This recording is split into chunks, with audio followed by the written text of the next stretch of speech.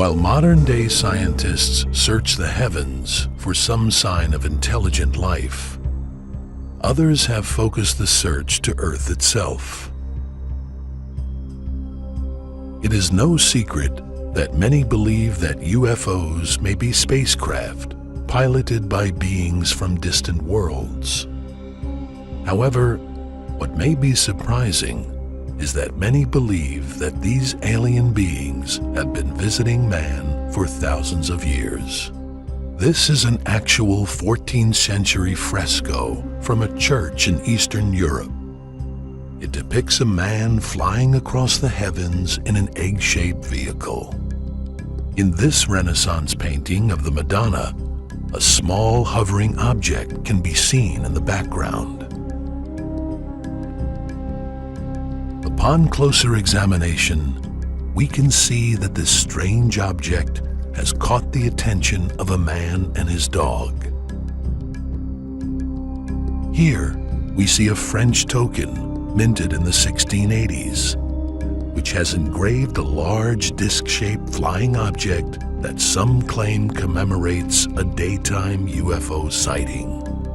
Several experts feel this is evidence of ancient astronauts who flew to the Earth and were worshipped as gods.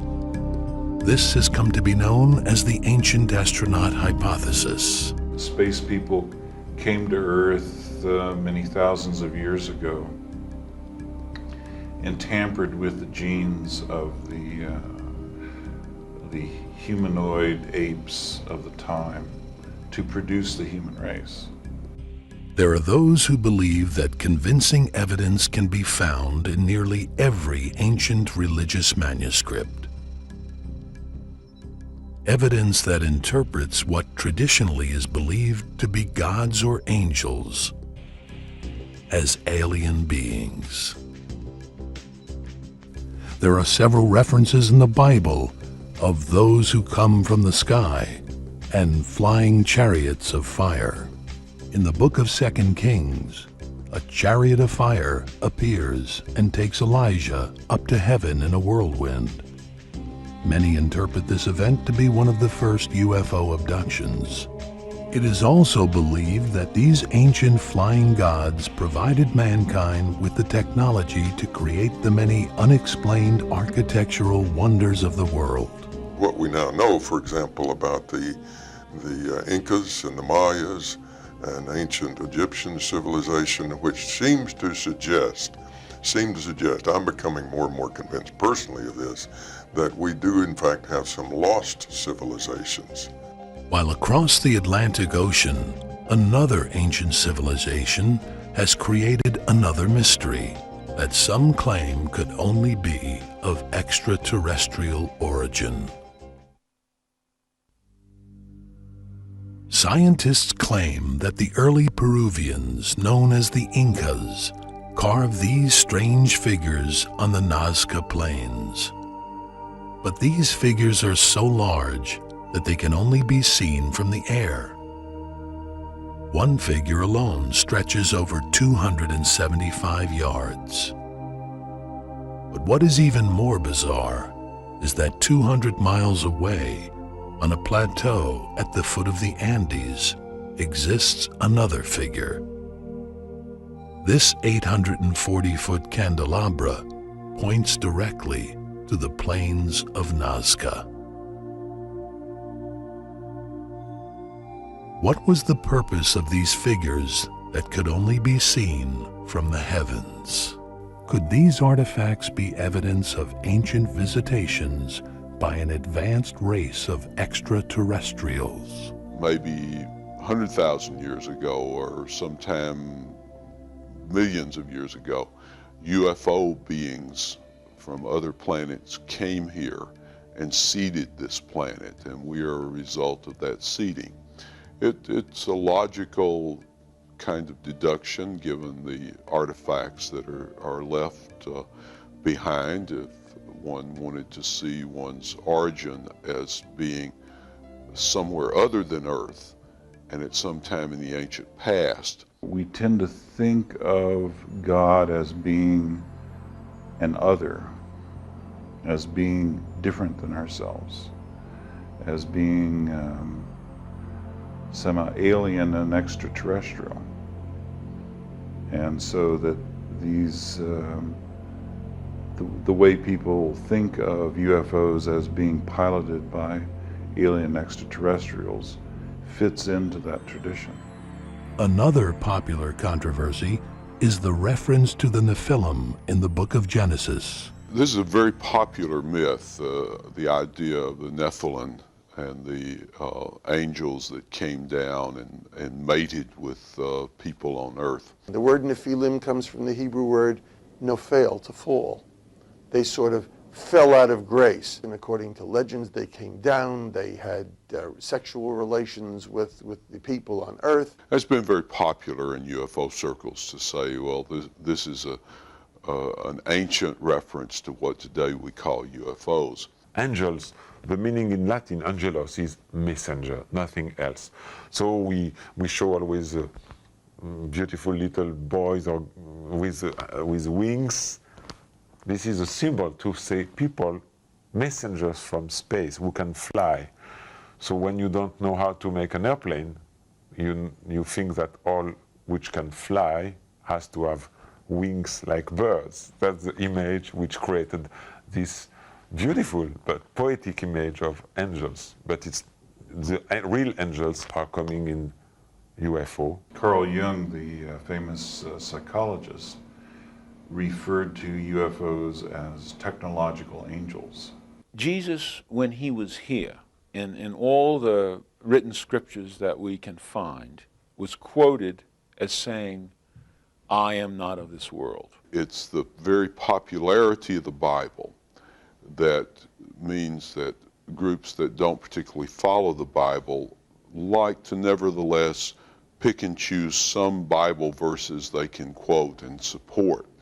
And it helps them integrate into the larger culture where most of the people do believe the Bible. Jesus, Moses, Muhammad, Buddha, Gandhi, these are names that everybody recognizes as being sincere, evolved souls, very advanced beings who have come to our planet to help planet Earth move forward. Other teachers have come, Buddha, Krishna, to name just two more. These intelligences were extraterrestrials. You understand that the Bible describes the creation of life by people coming from another planet on the earth. And Buddha, Muhammad, they had a lot of messengers to give traces of what they did. And you can find the same kind of message in not only in the Bible, but in the Quran. The oddity is that so many things that are mentioned in the Bible seem to be becoming historically proven or scientifically proven as time goes on, lends an authenticity to the fact that the Bible has its origin in something that's a little bit more than just simply primitive. Extraterrestrial activity didn't end in biblical times. Our modern UFO history has taken on a life of its own.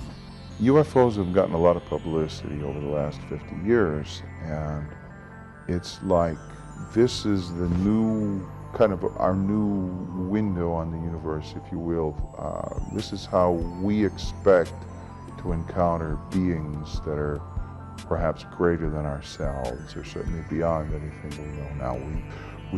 People don't see angels now in the way that they used to, or receive visions from heaven in quite the way that was fashionable to do 2,000 years ago. This is the contemporary form of receiving a vision. The vision that began the UFO movement, most will agree, was in 1947, when a pilot named Kenneth Arnold spotted 9 silvery disc-shaped craft flying over the Cascade Mountains in Washington. He later described to a reporter that they flew like a saucer would if you skipped it across the water. From that, the term flying saucer was coined. The story that you read in the books, in the magazines, or that you hear on the TV shows about a particular UFO case is almost invariably it's a very polished, finely honed story, and all the rough edges have been kind of knocked off and smoothed down. But it's those rough edges that you have to find in order to find out what was there. What really crashed in Roswell, New Mexico shortly after that in 1947 still remains a mystery. People claim that a UFO crashed in Roswell. Of course, there is no alien wreckage or anything like that to be found. Supposedly not a disc-shaped craft, but a rectangular or heel of your shoe-shaped craft. Hit the bluff right directly behind us here. We have photographs of what was supposedly recovered, and in fact, it appears to be what we think it is, which is just the remnants of a balloon, an airborne reconnaissance balloon that came down. But people have been spinning the tales over the last 50 years, and the story just gets better and better. Now we have multiple crashes, multiple crash sites, mid-air collisions, bodies over here of little aliens. It did have 5 occupants, and they all passed away shortly after the military arrived. We have lots of stories. What we do not have is any evidence of any kind that any of this is true. To pacify public inquiry and squelch rumors of government cover-ups and disinformation, an official investigative team called Project Blue Book was organized to look into Roswell and the hundreds of sightings that followed. Although more than 94% of the cases were explained away, more than 700 were not, and are officially unidentified flying objects. When the wave of close encounters began shortly after, many of these contactees claimed to know the meaning behind these alien visitations and believed they were of a religious nature. From the very beginning of the UFO era in the 1950s, right almost from the very start, people were claiming to have received religious messages from the Space Brothers. Some who have claimed to receive such messages have started New Age religions or cults based on their contact with these alien gods. Certain groups have taken this belief as far as committing mass suicide. In March of 1997, 2 cults chose to die for their belief. The first was in Canada by a New Age religious cult called the Order of the Solar Temple. The second was by another that has received more attention than any other New Age cult, the Heaven's Gate religious organization. On March 26th, in a small San Diego suburb, 39 members committed mass suicide after their leader, Marshall Applewhite, asked his followers to join him in death. Applewhite, who claimed to be Jesus reincarnated, said there was a UFO accompanying the Hale-Bopp comet. This UFO would bring the followers to be reincarnated on another planet. But experts believe that cases like Heaven's Gate are rare. The Heaven's Gate group didn't do religions as such much good because there are a lot of people who, after the Heaven's Gate group, would say that's what's going to happen in any of these groups if you let them loose. My personal feeling is that by all odds, most of these groups are not like that. I think that there are signs, and that there were signs with the Heaven's Gate that it could blow up, or in this case, implode. And one of those traits is that it's antisocial. The Heaven's Gate group had turned in on itself very, very early.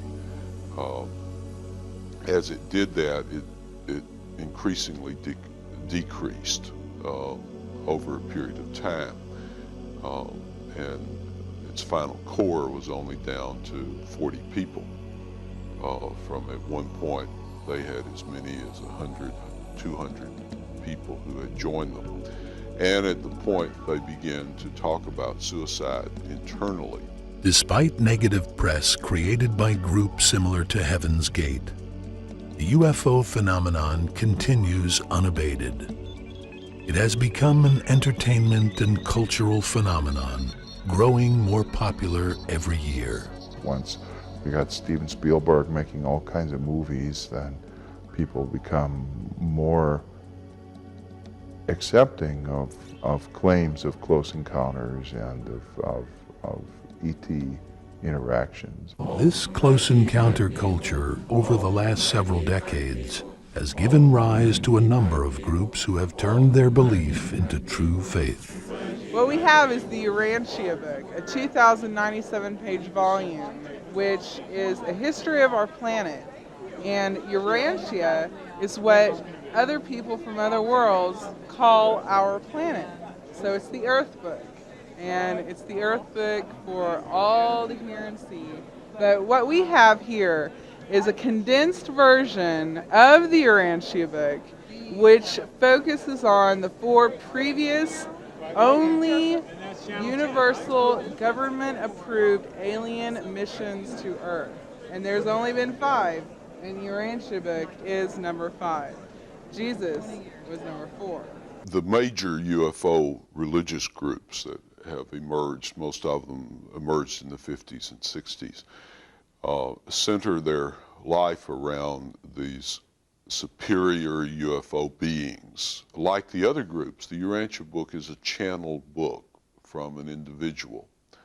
Unlike the other groups, the person who channeled the book is not a person who's known to the members. He was a person who wanted to be anonymous.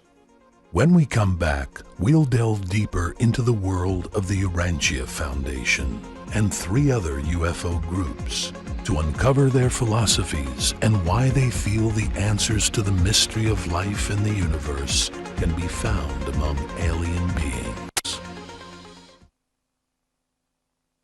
One of the major sources for new religions are people who profess to have had a special contact with a transcendent source, an angel, God, ascended masters, or whoever.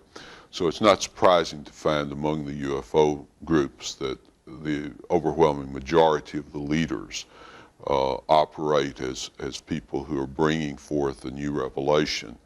And of course what makes them unique is they're bringing it forth from the Space Brothers. It was the first book on Earth to claim to have been authored by alien beings not of this world.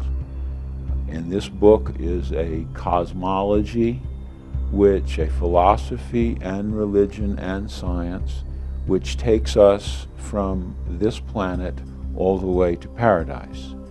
The Urantia book portrays reality as a progressive evolution containing interplanetary reincarnation, meaning that your spirit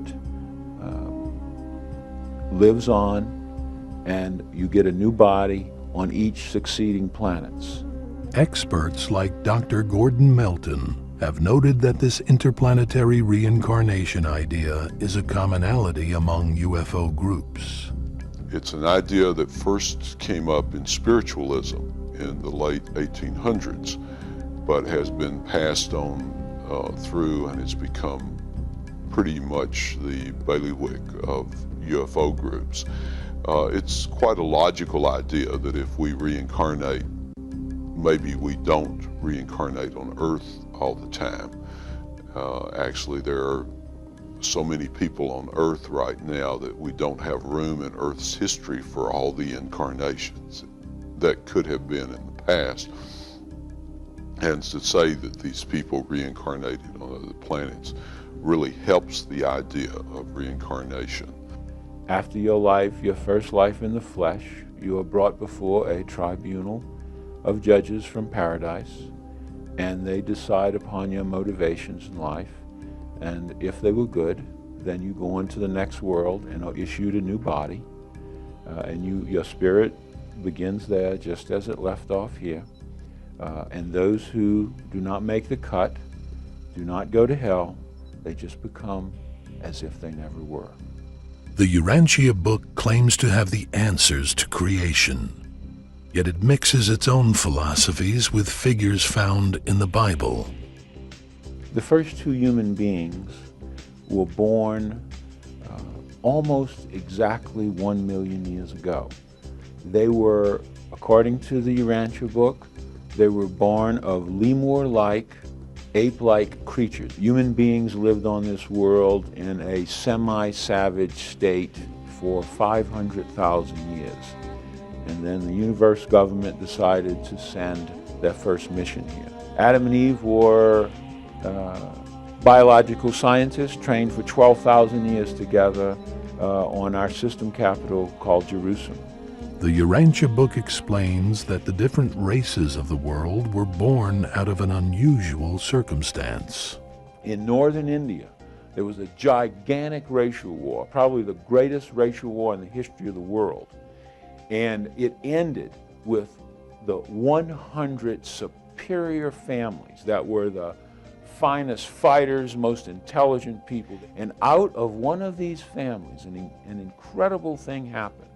In one family, all of the colored races of this world were born. They say in the Urantia book, they purposely put colored races into the world where they're different so that the inhabitants can prepare for their universal career by gaining tolerance for creatures that do not look like you.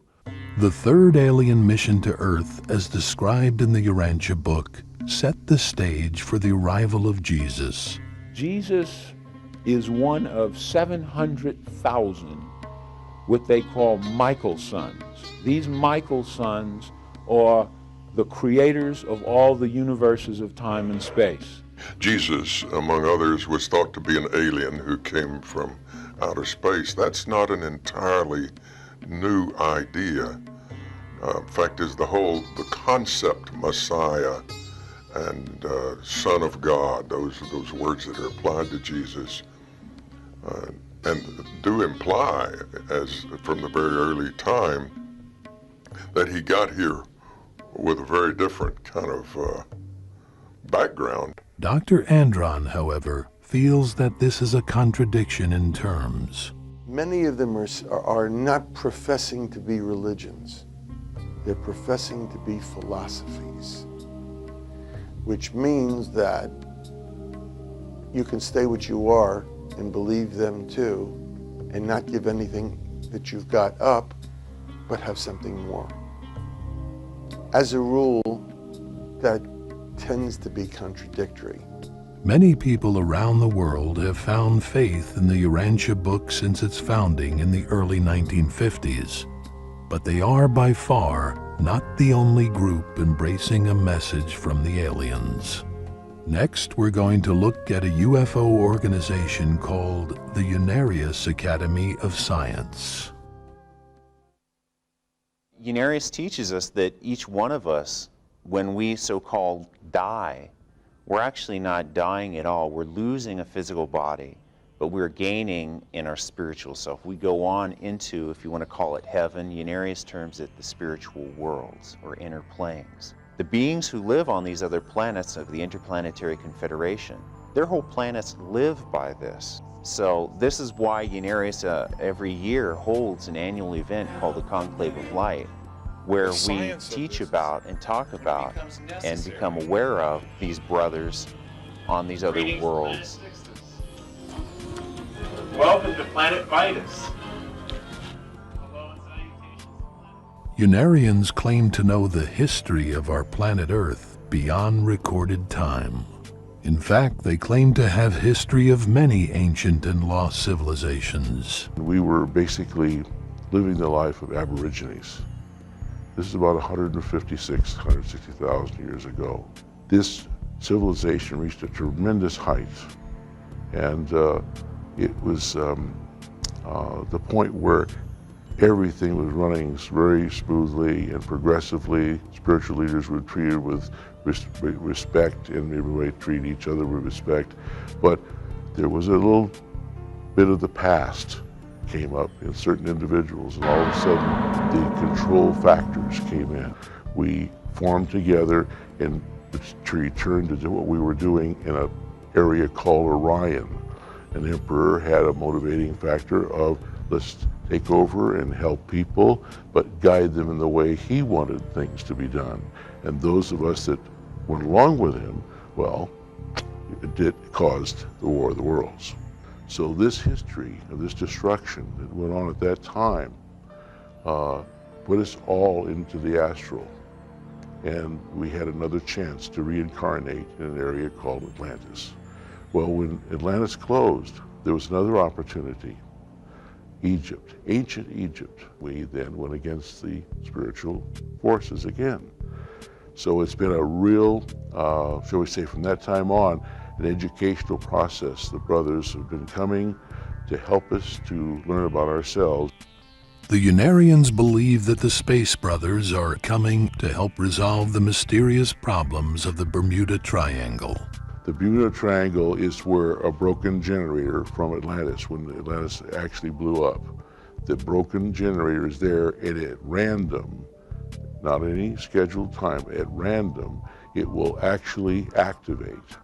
And this brings in tremendous energy to where a person, if they're in that area at that time, they'll disappear, move right into the fourth dimension. Unarius says that they attempt to explain the origin of atomic life within new interdimensional science. Well, that sounds very nice, but it's a lot of mumbo jumbo. What is atomic life? What is interdimensional science? They have no experiments or scientific publications or anything like that that relates to any of these things. Those are just terms that they're tossing around. Who is responsible for founding this New Age philosophy? Dr. Ernest and Ruth Norman are really cosmic visionaries. You see, they're really people who came to Earth for a mission. And that mission was to raise the consciousness of the people on Earth as to their true spiritual identity. The future of the Earth world is positive, progressive. We promise you. This is a good sample of our Unarius library. We have over 150 books printed. They all represent a different facet of Unarius. And here we have the truth of Jesus of Nazareth, which is the real story of Jesus and his mission here on earth. The groups really base their religion upon the channeled material that comes through their founders. And in the case of Unarius, there are 50 books that they have that cover all kinds of topics. They're paying lip service to the Old Testament and to a few other holy books, and paying lip service to Jesus is really a secondary theme, and in part it's done to play to the larger culture. They have a leader who claims to receive divine inspiration or channeling from some being in some superior being at some higher spiritual plane, and then this religious leader then takes these messages and delivers them to the followers. And how does this channeling occur? Will you come in? This is Electra. This model of a future city on Earth was channeled to co-founder Uriel. And as you can see, there's a fence all the way around, which isn't really a fence, but it's kind of like a circular area where we have the different hieroglyphics and different sculptures and carvings in the side that tell the story of the planet. The cities on the higher spiritual worlds are very geometrically and beautifully designed. Welcome. Being a member of Unarius means embracing these visions, messages and teachings from the Space Brothers. A life-altering decision. My whole life is completely different than it was before. It's love in action. it works. It's not a simple philosophy or a worship of some other thing or some entity. It's an actual working principle of life. When we return, we'll learn of another group who claims to be bringing forth information from the aliens about our past, present, and future.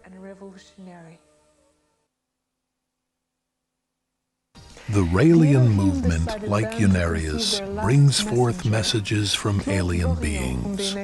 However, the nature of the messages and method of transmission to the founder, Rael, are separate and distinct. Communicate their messages. Well, I think that the Raelians have the most distinctive beliefs.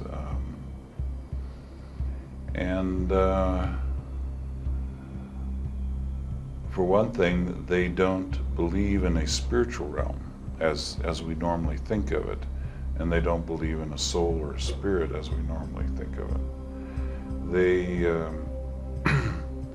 They accept kind of a modification of what's called the ancient astronaut hypothesis. The Raelian movement's leader, Rael, compares himself with Jesus Christ.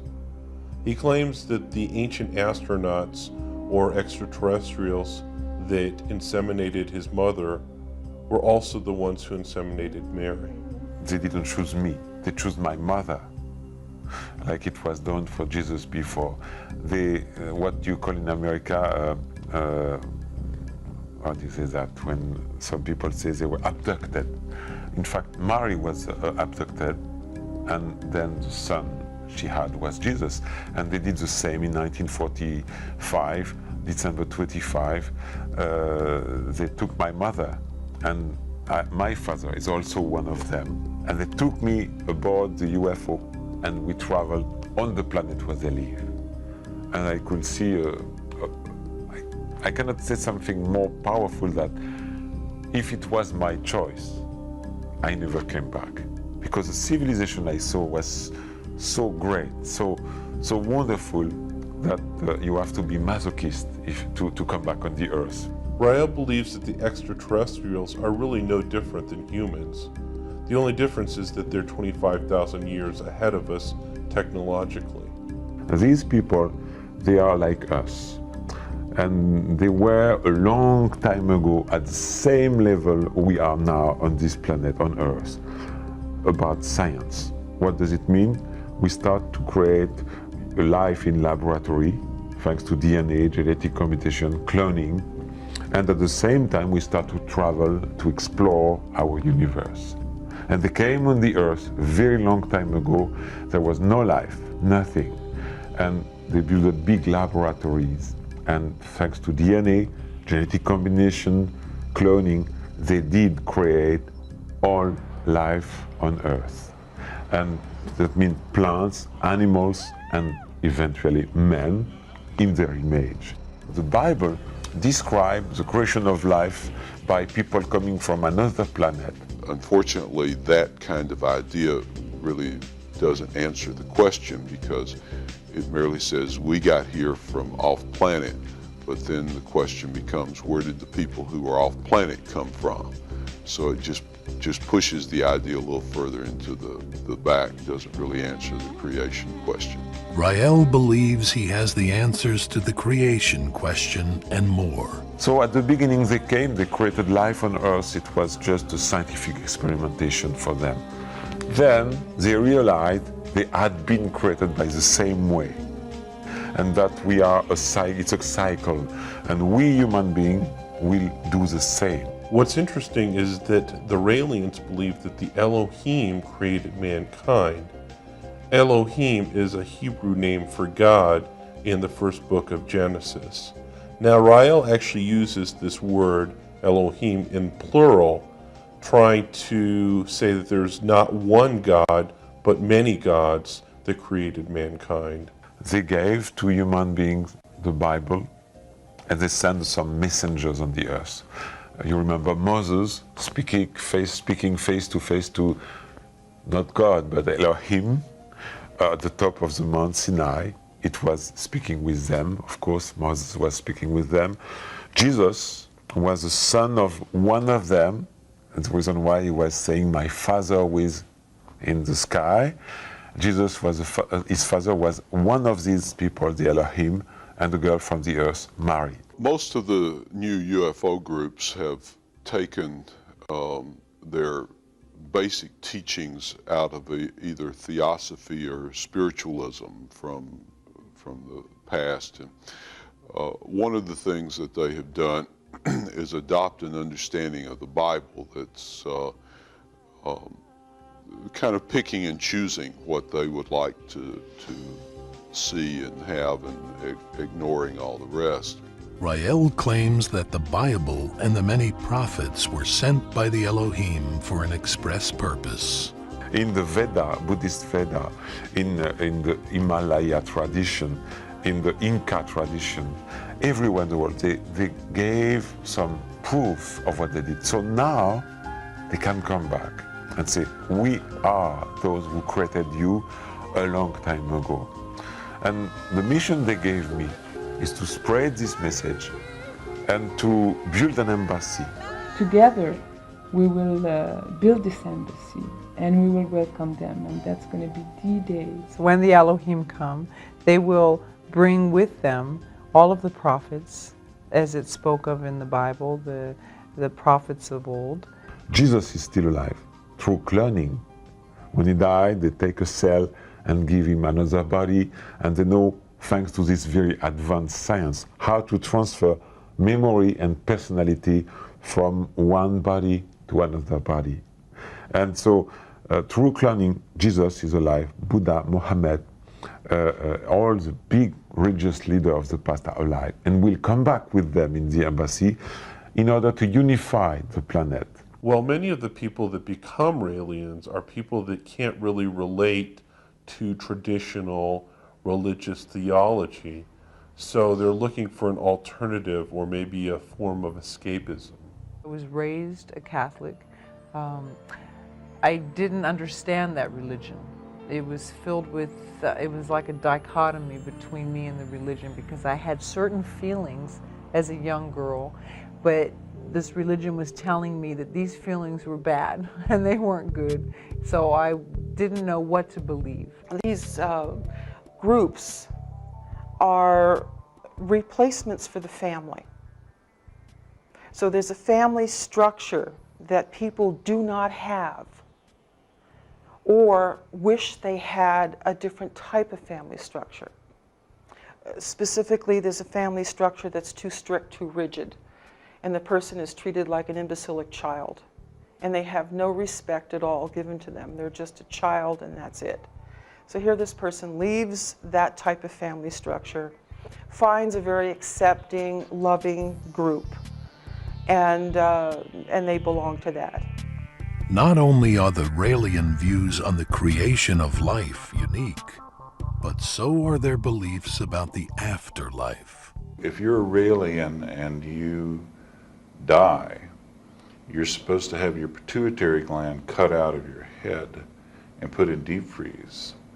And then they will, the Elohim, when they come, will regenerate you whole from your pituitary gland. When a person dies, they can be recreated to live another lifetime. This is the first step. The second step would be, to implant the memory of the previous life, so that way the person lives on forever through one body after another. When you die, they check the computer to give you an image which recorded everything you did in your life. And if it's positive, they give us this wonderful gift to have eternal life on their planet. And I went in 1975 on their planet, and I saw with my eyes, physically, human beings who were dead on the earth and recreated on their planet. How does this cloning process work? Everybody speak about cloning. Let's summarize a little bit cloning. Now what we can do is take some cell of somebody and create a baby. And this baby is a new human being. The second step is when we will be able, through accelerated growth process, AGP, this is the technique the Elohim use. We take a cell from your body and we can create directly an adult replica of who you are, 17 years old, but like a blank tape, without memory, without personality, without education. And the third step, the more interesting, is when we will be able, and some scientists already are working on it, to, in this blank tape body, transfer your memory, your personality, so you die, but you wake up in this new body for a new life. And I am very proud to be the first to create a human cloning company also last year named Cloned, because cloning is a secret to give to ourselves eternal life. And if you remember the Elohim in the Bible, they say one day man will equal not God, their creators, Elohim. And we are right now in the process of Elohimization. We are becoming ourselves Elohim. Why? Because we will go on another planet and create life. Because we are discovering cloning, which is the key to discover eternal life. Whether or not people agree with the views of the Raelians and other UFO groups, Dr. Lewis says there is no reason to fear them. I'm sure anyone that meets the Unarians or meets the Raelians, finds something appealing and nice about them. The Raelians are people among other people in the society. We don't have any community or people. We don't want to be separate from the society like some cults are, secluded. We want to be with other people. Their beliefs may be outlandish, but the Raelians make up an organization of 35,000 members that span the globe. The oldest UFO organization is another international group founded in 1954 by a man named George King, who also claims special contact with the extraterrestrials. The Aetherius Society is an international spiritual metaphysical brotherhood that was established in London, England by its founder, George King, who passed away on July the 12th, 1997. The organization is dedicated to world peace and spiritual enlightenment and bringing to the world the teachings of what we term the cosmic masters.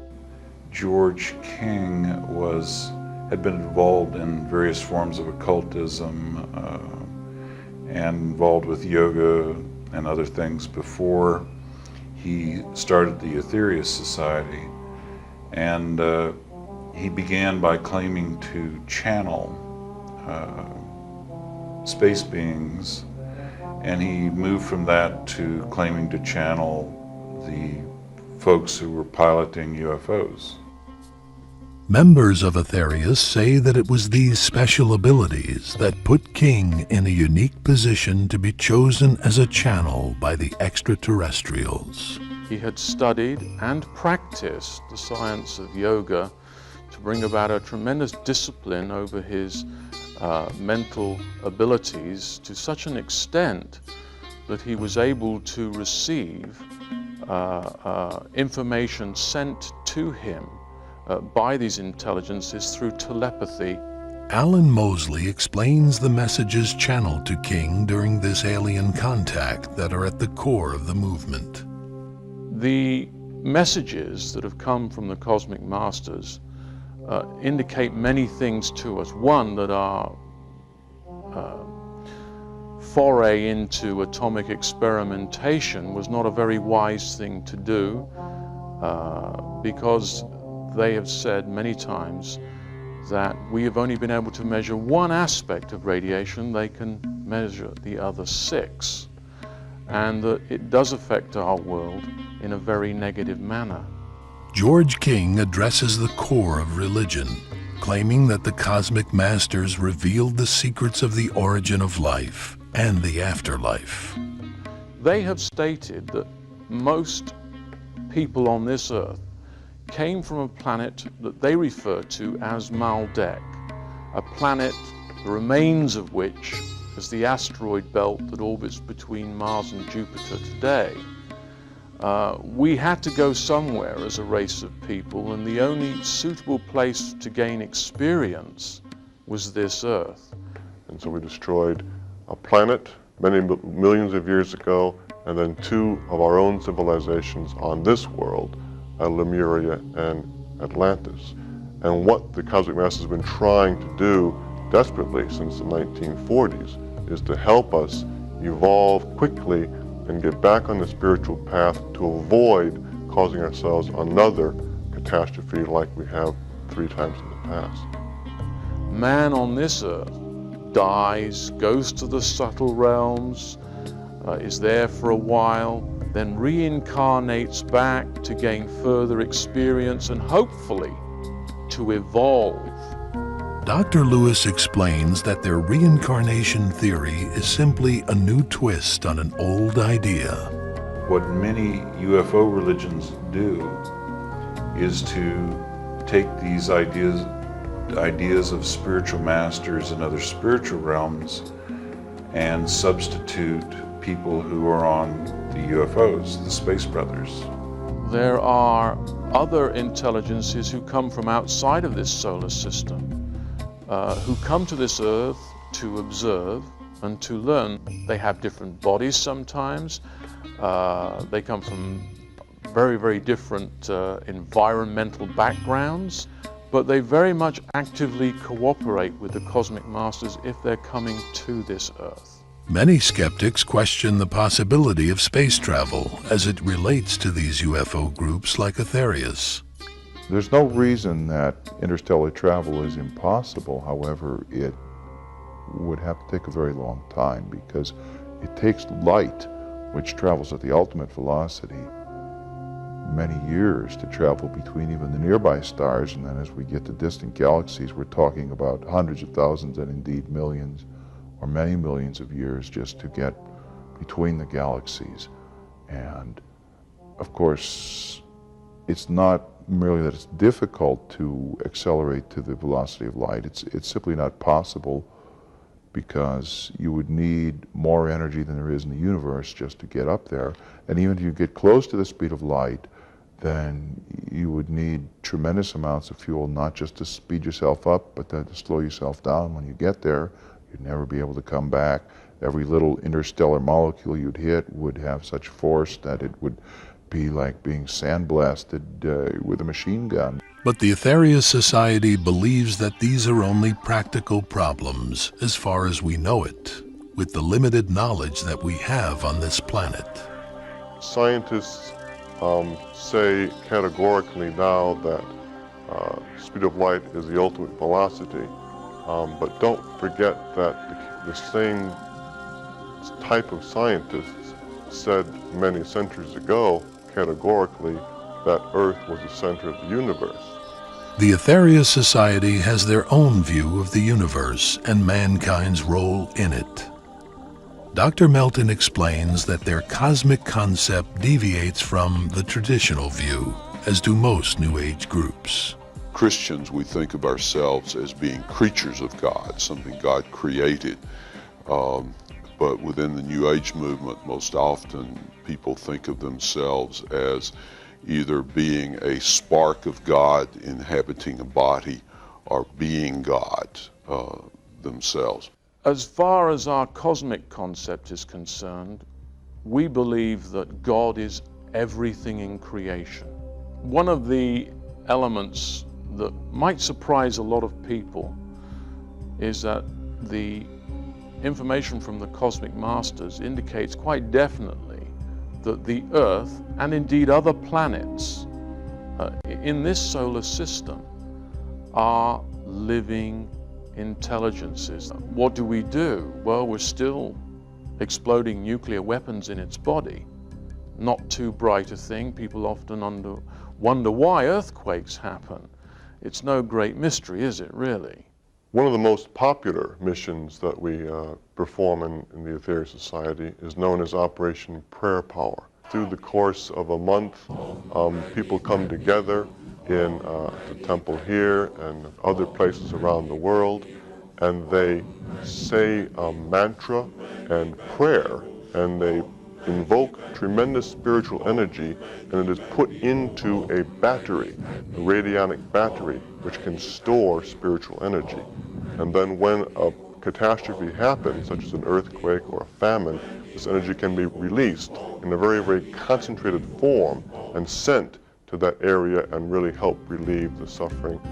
The Etheria Society believes that the cosmic masters will one day come into the earth and confirm their existence, but they make no grand predictions as to when this ship will land. There is a cosmic law saying that if you don't have enough wisdom with the level of science you have, before you're capable of going out of your solar system, you destroy yourself as a humanity. I think for most of us who look at UFO groups, view them in much the same light as we review UFOs. We think it's possible that there are extraterrestrials somewhere. We think that at some time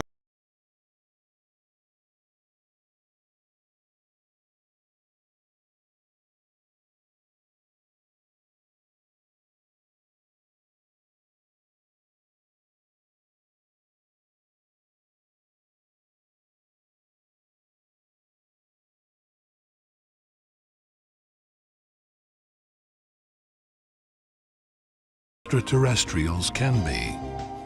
There's been a lot of claims of what could be seen as evidence throughout the ages, but the universe still remains a mystery. The truth is out there.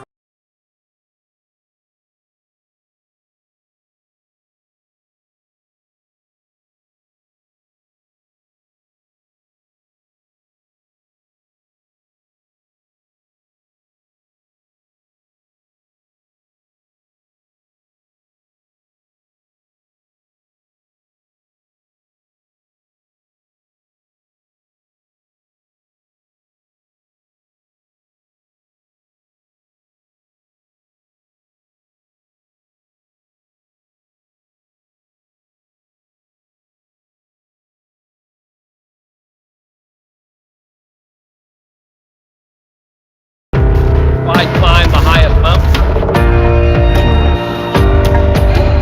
Nothing comforting.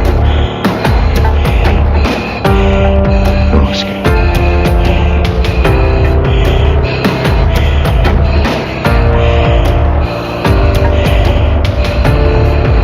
We choose to go to the moon in this decade and do the other thing. Not because they are easy, but because they are hard. All right, now. The whole earth looking up. I'm going over.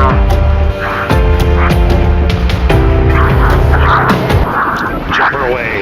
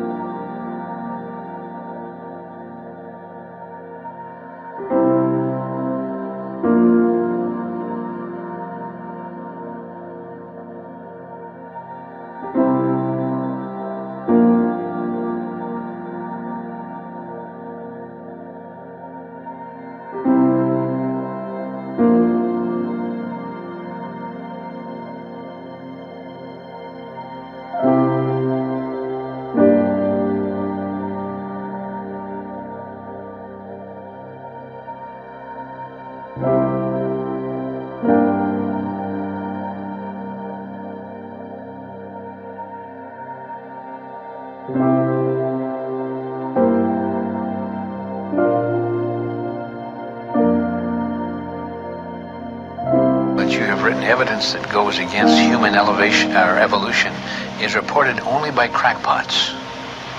Now this is one of the standard techniques that the scientific community tries to use against anybody that reports something that goes against their ideas. They try to label them in a derogatory way without actually discussing the facts.